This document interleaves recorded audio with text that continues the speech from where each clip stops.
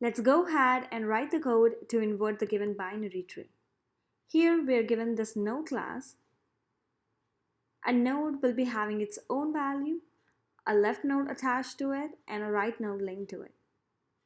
This node class is having an additional method, which is the printInInorder method, to print the given tree in order fashion. So let's have the original tree here that we are going to invert. So let's paste it here. So this is the tree. Let's create our InvertTree function to invert this tree or to get the mirror of this given tree. Let's call it InvertTree. The implementation of this method is going to be very easy. First, we are going to perform the logic to swap the left and right of the current node. So let's take a constant here. Let's call it temp. Let's put the left node in this temp, node.left. And now let's replace the left with right, node.right. And now let's replace the right with temp, which is having the value of the original left. Now we just have to recurse in left and then in right to do this for the complete tree or for each node. So invert tree, node.left, invert the left subtree, and now this.invertTree, node.right, invert the right subtree. That's it. Now we just have to write the base case here. Base case is when we reach to null. If the node is null, then return from there. We can also write this as, here we can say if the node is not null, then do this stuff. Node, let's remove this. If node is not null, then only do this stuff. Both implementations are same.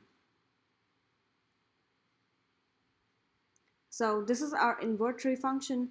Now let's invoke this function and get the mirrored version of this given tree. So here let's say root dot invert tree, invert tree, and let's pass in the root. And after inverting this tree, we also need to print it in some order. So we're going to use this printInInorder function that we're given. Here let's again pass in the root. So now we are ready to run this program. Let's save this, and here and terminal, let's run this. So let's go to tree, and now let's say node InvertBinaryTree. So this is the solution tree. Now let's compare this solution with the tree that we're given. So we are having 8 as root. At the left we are having 4, which is actually present at the right of the given tree, and at the right we are having 7, which is actually at the left of the given tree, the given tree's root. And you can observe all the other values, the positions are just inverted. Now to see this difference more clearly, let's first print the given tree, and then we will invert the tree, and then we will print the inverted tree. So first let's print the original tree, and now let's draw a partition here. Let's say console.log. Now let's again run this.